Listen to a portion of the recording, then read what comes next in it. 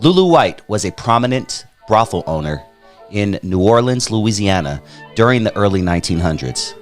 She amassed a substantial fortune by offering services that catered to men fascinated with interracial relationships. Her establishment, known as Mahogany Hall, was a 4-story building that served as a brothel that featured primarily light-skinned women of color. These women were classified into 3 categories. A mulatto was a woman with one black parent. A quadroon was a woman with at least one black grandparent. And an octor was a woman with at least one black great-grandparent.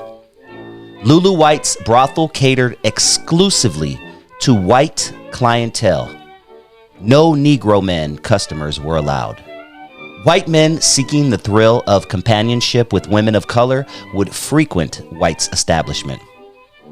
Lulu White's brothel was quite successful. That is, until 1917, when the mayor of New Orleans declared prostitution illegal. Here is the story of Lulu White. Lulu White was a brothel madam in New Orleans, Louisiana during the Storyville period. The Storyville was the red light district of New Orleans, Louisiana from 1897 to 1917. Lulu White was an eccentric figure. She was noted for her love of jewelry, her many failed business ventures, and her criminal record that extended in New Orleans as far back as 1880. Damn! White's exact date of birth is unknown.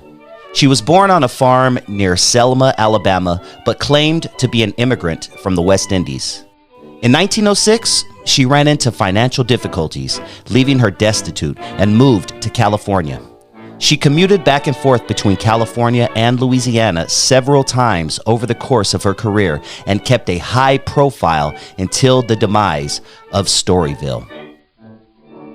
The success of Mahogany Hall made her one of the only black self-made millionaires at the beginning of the century. Until forcible closure in 1917, White ran a sumptuous octoroon parlor known as Mahogany Hall, located at 235 Basin Street. Mahogany Hall allegedly housed 40 women. The official brochure for the house also stated that it had 5 parlors, one of which was a mirrored parlor, and 15 bedrooms, each with its own adjoining bathroom. Famous Storyville photographer E.J. Belloc's surviving photographs of the house attest to its abundance of elegant furnishings, huge chandeliers, and potted ferns. The building housed several expensive oil paintings, Tiffany stained glass windows, and other works of art. One of the things that set Mahogany Hall apart at the time was its refusal to play by the racial segregation laws of the time, and it was the only interracial brothel in New Orleans. It deliberately hired both black and white prostitutes. In addition to Mahogany Hall, White operated an adjacent drinking establishment at 1200 Bineville Street on the corner of Basin called Lulu White's Saloon. The saloon opened in 1912 and with the onset of Prohibition changed to a soft drink bar. Throughout the 20s, White was brought in on charges of violating the Volstead Act. In 1929, she sold the Bineville property to New Orleans businessman Leon Heyman. White Saloon Building on Bineville Street was one of the handful of Storyville buildings to survive past the 1940s, but was extensively damaged during Hurricane Betsy in 1965, losing its second story. The ground floor remains in modified condition as a one-story building. Shout out to Lulu White, a pioneer, it seems, I guess for lack of better words. What it must have been like for a woman back then to come up. You know, men were running the world back, obviously, in the late 1800s, early 1900s. So just imagine being a woman, and not only that, but a woman of color. And to be one of the first millionaires or one of the only millionaires back then. That's pretty amazing. And hey, it was from selling pussy. And look, prostitution, it's the oldest profession. Pimping might be the second oldest.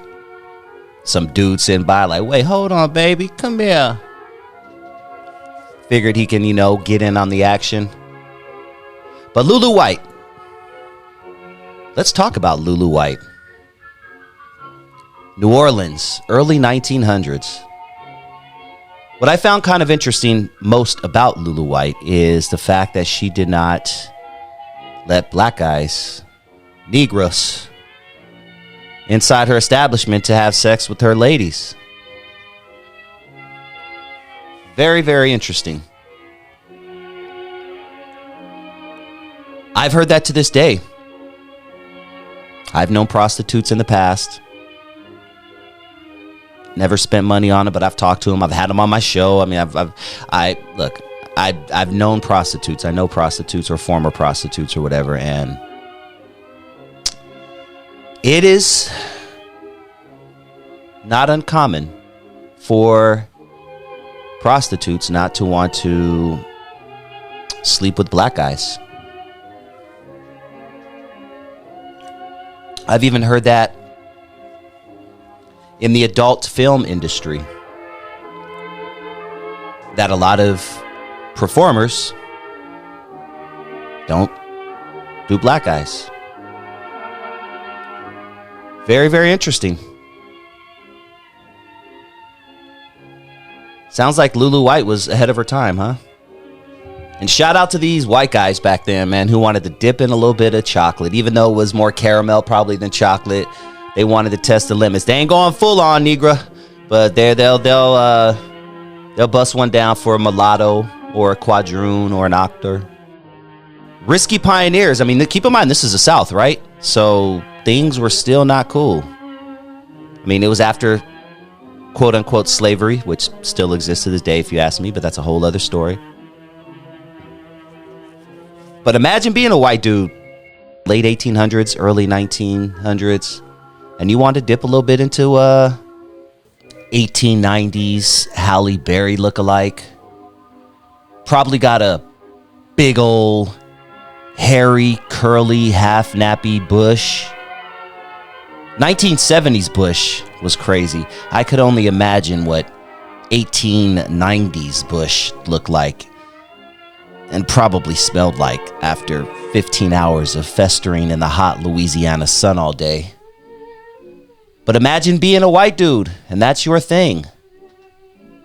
Thank God you had Lulu White, a true pioneer.